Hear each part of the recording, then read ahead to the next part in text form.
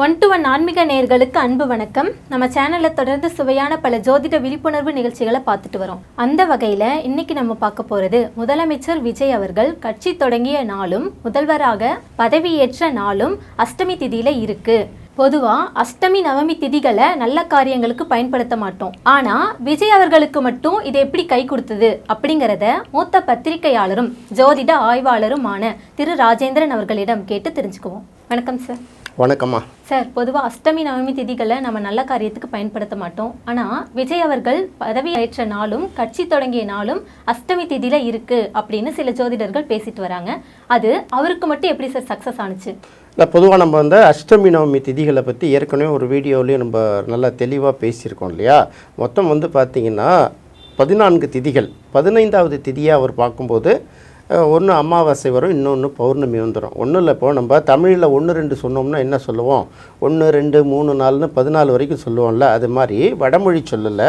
பிரதமர்னு சொல்கிறோம்ல 1, துவான்னா 2, இப்படி தான் அந்த 14 எண்களையும் வந்து வடமொழி சொல்ல வரிசைப்படுத்திடுவாங்க. 15வது வரும்போது என்ன சொல்லிடுவாங்கன்னா, ஒன்று அமாவாசையாக வரணும் அல்லது பௌர்ணமியாக வரணும். திதி அப்படிங்கிறது என்னென்னா, இந்த ராசி மண்டலத்தில் சூரியனுக்கும் சந்திரனுக்கும் இடைப்பட்ட தூரம் தான். இதை தான் வந்து நம்ம வந்து திதிகள் அப்படின்னு நம்ம சொல்கிறோம். இது வந்து வளர்பிறையில் ஒரு 15 திதி, தேய்பிறையில் ஒரு 15 திதி, இப்படி மாறி வரும். ரெண்டாவது, திதிகளை நம்ம எதுக்கு பயன்படுத்துகிறோம் அப்படின்னு கேட்டிங்கன்னா, நிறைய பேர் திதிகளை பயன்படுத்துறது பண்ண இறந்தவர்களுக்கு வந்து தேவசம் கொடுக்குறோம்ல, அதுக்கே திதின்னே பேர். இப்போ இந்த திதிகளை வைத்து பார்க்கும்போது அதில் வந்து ஒரு சில நல்ல விஷயங்களும் இருக்கும், ஒரு சில கெட்ட விஷயங்களும் இருக்கும். பொதுவாக இந்த 15 திதிகளில் பார்த்திங்கன்னா பிரதமை அப்படின்னு சொல்லுவாங்க இல்லையா. பிரதமைன்னா பாட்டி மகன்னு ஊரில் ஒன்று சொல்லுவாங்க, பாட்டி அமாவாசைம்பாங்க. அமாவாசைக்கு மறுநாள் அல்லது பௌர்ணமிக்கு மறுநாள் அந்த தாக்கம் இருக்குங்கிறதுனால வந்து பார்த்திங்கன்னா அதை வந்து எப்போதுமே சுப நிகழ்ச்சிகளுக்கு விலக்கிடுவாங்க. அதே மாதிரி 8வது திதி, அஷ்டம்னா 8 இல்லையா. ஸோ அஷ்டமி திதியும் நல்ல காரியங்களுக்கு பயன்படாது, நவமி திதியும் நல்ல காரியங்களுக்கு பயன்படாது அப்படின்னு வந்து பொதுவாக வந்து நம்ம முன்னோர்கள் வந்து பல காலமாக வந்து அதை தொடர்ச்சியாக ஃபாலோ பண்ணிட்டு வராங்க. இப்போ இடையில என்ன ஆச்சுன்னா, ஒரு 10 வருடங்களுக்குள்ளாக அதில் வந்து இதெல்லாம் வந்து ஜாதகத்தில் ஒரு அம்சமாக இருக்கும். நம்ம பஞ்சாங்கத்தில் சொல்லுவோம் இல்லையா, நாள், நட்சத்திரம், திதி, கரணம், யோகம்னு இந்த 5ல் அது ஒரு பார்ட், அவ்வளோதான். அதில் திதியை மட்டும் எடுத்துக்கிட்டு ஒரு ஜாதகத்தில் என்ன குறை கண்டுபிடிச்சி எதனால உங்களுக்கு இந்த திசை நடத்தலை, வேலை செய்யலை அப்படின்னு சொல்லிட்டு அதுக்கு ஒரு பரிகாரங்கிற மாதிரி ஒரு விஷயத்தை புதுசாக கண்டுபிடிச்சி அதன் மூலமாக வசூல் பண்ணுறதுக்காக ஒரு ஸ்டேஜ் இடையில நடந்துச்சு. இதை வந்து நம்ம வந்து உடைச்சிருக்கோம் ஏற்கனவே. அதை முழுமையாக உடைக்கல, லேசாக தான் ஒரு விஷயத்தை சொல்லியிருக்கோம். அந்த ஃபர்னிச்சரை வந்து இனிமேல் அடுத்து வர நாட்கள்லாம் நம்ம உடைக்க போகிறோம். அது ஒரு பக்கம் இருக்கட்டும். இருந்தாலும் இது என்ன சொல்கிறாங்கன்னா, எம்ஜிஆர் வந்து அவருடைய பல படங்களுக்கு வந்து அவர் வந்து அஷ்டமி திதியில் தான் பூஜை போட்டார். பல வெற்றி படங்கள் அப்படி நடந்தது அப்படின்னு சொல்லுவாங்க. அதாவது உங்களுக்கு வந்து நெகட்டிவாக இருக்கிறது எனக்கு பாசிட்டிவாக இருக்கும், இருக்கமாக இருக்காதா. அப்போ ஒருத்தவங்களுக்கு பாசிட்டிவான விஷயம் இன்னொருத்தவங்களுக்கு நெகட்டிவாக போயிடும். ஜென்ரலாக என்ன சொல்கிறதுனா, இந்த 13ஆம் நம்பரை கண்டா பார்த்தீங்கன்னா வெளிநாட்டிலே என்ன பண்ணுவாங்க, அந்த நம்பர் மட்டும் எங்களுக்கு போடாதீங்கன்றுவாங்களாம். அப்போ 12 வரைக்கும் வீடு இருக்கும், 13ஆம் நம்பர் வீடே இருக்காது. அடுத்தது பார்த்தா 14ஆம் நம்பரில் தான் ஆரம்பிக்குமா. சிலவற்றை வந்து நம்ம என்ன பண்ணோம், காலாகாலமாக ஏதோ ஒரு காரணத்தை சொல்லி நம்ம வந்து விளக்கிக்கிட்டே வந்திருக்கோம். ஆனால் சில பேருக்கு அதுதான் நல்ல பலனை கொடுக்கக்கூடிய ஒரு விஷயமா இருக்குது. இங்கே எப்படின்னு கேட்கும்போது, விஜய் அவர்களை பார்க்கும்போது விஜய் வந்து கட்சி தொடங்கின நாள் அஷ்டமியா அப்படிங்கிறது தான் ரொம்ப இப்போதைக்கு கேள்விக்குறியாக இருக்குது. ஏன்னா அவர் கட்சி தொடங்கின நாள் வந்து நம்ம 2-3 இடங்களில் வச்சு வெரிஃபை பண்ணோம். கட்சி தொடங்கின நாளுங்கிறத எல்லாம் கரெக்டாக சொல்லிடுவாங்க. அது எந்த நேரத்தில் தொடங்கப்பட்டது, அஃபிஷியலாக எப்போது வந்து அனௌன்ஸ் பண்ணப்பட்டது, இப்படிலாம் சொல்லுவாங்க இல்லையா. அப்படி பார்க்கும்போது அன்றைய நாள் நட்சத்திர குறிப்புகளையும் நம்ம எடுத்து பார்க்கணுன்னா, அப்போ கட்சி தொடங்கப்பட்ட நாள் அன்னைக்கு மதியம் 4 மணி வரைக்கும் வந்து பார்த்திங்கன்னா சப்தமி திதி தான், 7வது திதி தான். 4 மணிக்கு மேலே தான் அஷ்டமி திதி. ஸோ அன்றைக்கி வந்து அவர் கட்சி தொடங்கினப்போ வந்து அஷ்டமி திதி கிடையாது. இதை நானும் ஒரு 4-5 பேர்கிட்ட வெரிஃபை பண்ணேன். ஏன்னா அவங்களோட அஃபிஷியல் ரெக்கார்டு இருக்குல்ல, அதில் உள்ள டைமை எடுத்து அதுக்கு ஒரு அந்த நேரத்தில் என்ன திதி, என்ன நட்சத்திரம், என்ன லக்னம், அந்த ஜாதக அமைப்பெல்லாம் போட்டே எனக்கு சில பேர் அனுப்பியிருக்காங்க. அதை நம்ம இப்போ பார்ப்போம். அதாவது பார்த்திங்கன்னா, நடிகர் விஜய் அவர்களின் தமிழக வெற்றி கழகம் 2024ஆம் ஆண்டு பிப்ரவரி மாதம் 2ஆம் தேதி மதியம் 1:13 மணிக்கு அதிகாரப்பூர்வமாக தொடங்கப்பட்டது.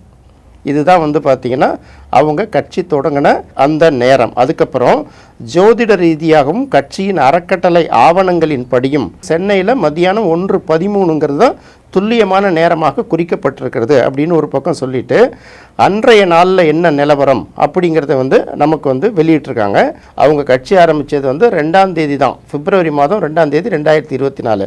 அதாவது 1/2/2024 அன்று பிற்பகல் 2:03 சென்னையில் ஆரம்பிக்கக்கூடிய இந்த சப்தமி திதி 2/2/2024 அன்று பிற்பகல் வந்து 4:02 வரைக்கும் வந்து சப்தமி திதி தான் ஓடிட்டுருக்கு.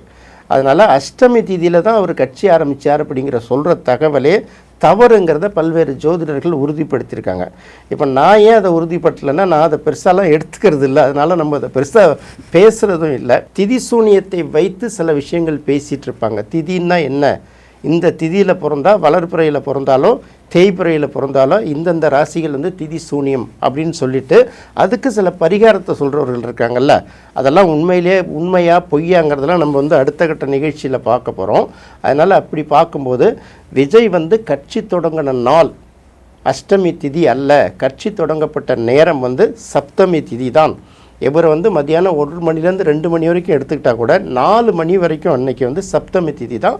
4 மணிக்கு மேலே தான் அஷ்டமி திதி. அதனால் அவர் அஷ்டமியில் கட்சி தொடங்கலாம் இல்லை அப்படிங்கிறதான் அதை ஒட்டி உள்ள. நீங்கள் இப்போதைக்கு ஆப்பில் நிறைய ஆப்பில் போட்டு பார்த்தாலே அது நமக்கு தெரிஞ்சிடும். இது ஒரு தவறான விஷயங்களை புரிய வைக்கிறதுக்காக சிலர் பண்ணக்கூடிய ஒரு முயற்சி இதுதான். அடுத்தது பார்க்கும்போது அஷ்டமி அன்னைக்கு தான் அவர் முதலமைச்சர் ஆனார் அப்படிங்கிறது வந்து அது உண்மையான தகவல், அதில் வந்து எந்த தவறும் கிடையாது. ஏன்னா முதலமைச்சர் ஆகிறது அப்படிங்கிறது வந்து நாள் குறிச்சிலாம் நடக்கலை. ஏன்னா சில பேர் பார்த்தீங்கன்னா பார்ட்டி ஜெயிச்ச பிறகு என்னைக்கு பதவி ஏற்கலாங்கும்போது அது சில பேருக்கு சாதகமாக நாள்லாம் குறிச்சிட்டு இன்றைக்கி போய் எடுத்துக்கலாம், ஒரு வாரத்துக்குள்ளே 4-5 நாளுக்குள்ளே பதவி ஏற்றுக்கலாம் அப்படின்னு பேசுகிற அளவுக்கு இந்த அரசியலில் இந்த தேர்தல் நேரத்தில் டைம் அமையவே இல்லையே. இன்னொரு நல்ல நாளில் வந்து நாங்கள் பதவி ஏற்கிறோன்னு சொன்னால் கவர்னர் விடுவாரா? ஏன்னா அந்த குறிப்பிட்ட டேட்டு தள்ளி போச்சுன்னா ஆட்டோமேட்டிக்காக கவர்னர் ஆட்சி இம்ப்ளிமெண்டேஷனுக்கு வந்துடும். அதனால் வேறு வழி இல்லாமல் அந்த கடைசி நேரத்தில் அஷ்டமி நவமிலாம் எதுவுமே பார்க்காம அன்றைக்கு அவர்கள் பதவி ஏற்றுக்கொண்டார்கள். இதுதான் உண்மை. இன்னும் சில பேர் என்ன சொல்லிடுவாங்கன்னா, நான் வந்து எடப்பாடி பழனிசாமி அவர்களை சந்தித்து நான் வந்து எந்த ஹோமம் பரிகாரம்லாம் நான் எதுவும் செய்யலையே அப்படின்னு ப்ரெஸ் மீட்டு கொடுக்குறாரு. இருக்கக்கூடிய அந்த லோக்கல் பத்திரிகையாளர்கள்லாம் கூப்பிட்டு, எப்படி அந்த மாதிரி ஒரு சின்ன ரூமர் கூட வரலையே, நமக்கு செய்தி வர்றது ஒரு பக்கம் இருக்கட்டும், ரூமர் கூட வர்றதுக்கு வாய்ப்பு இருக்கு இல்லையா? அந்தளவுக்கு ஒருத்தூரில் பார்ட்டியெல்லாம் கிடையாது. நீ அந்த மாதிரி பார்ட்டிகள் தான் வந்துட்டு இதே போல் அஷ்டமிலேயே தொடங்கி அஷ்டமிலேயே கட்சி தொடங்கி அஷ்டமிலேயே முதலமைச்சர் ஆகிட்டார் அப்படிங்கிறது சும்மா கிளப்பி விட்டுட்டுருக்கிறது. வளர்பிறை அஷ்டமி தேய்பிறை அஷ்டமிலாம் இருக்குது இல்லையா? இப்போ வளர்பிறை அஷ்டமிக்கு வந்து அதுக்கு வந்து ஒரு பரிகார தெய்வங்கள் கொடுத்துருப்பாங்க. அதே போல் தேய்பிறை அஷ்டமிக்கும் ஒரு பரிகார தெய்வங்கள் கொடுத்துருப்பாங்க. ஏன்னா ஏதாவது அப்படி இப்படி சொல்லி ஏதாவது புதுசாக வேஷம் போட்டுட்டு அந்த முக்கியமான இடத்துல நெருங்கிறதுக்கான முயற்சி இது. அப்படியெல்லாம் நெருங்கிறதுக்கெல்லாம் வாய்ப்பே கிடையாது. எப்போதுமே ஜோதிடர்கள் நல்லா பார்க்குறாங்கன்னா நம்மளை தேடி அவங்க தான் வரணும். நாம் போய் நாம் அங்கே இருக்கிற மாதிரி காமிச்சதுங்க பாரு, நானும் ரவுடி தான் எல்லோரும் பார்த்துங்கிற மாதிரி அந்த மாதிரி பில்டப் கொடுக்கறதுக்காக இந்த மாதிரி வேலையெல்லாம் செஞ்சிட்ருக்கிறது. ஒரு அஷ்டமி நவமி அதெல்லாம் வந்து ஓரளவு பார்ப்பாங்களே தவிர வேறு வழி இல்லைன்னா என்ன சொல்லுவாங்க, ஜோதிடத்திலே ஒரு பழமொழி சொல்லுவாங்க, நலிந்தவனுக்கு ஏது நாளும் கோலும்னு ஒரு பழமொழி சொல்லுவாங்க.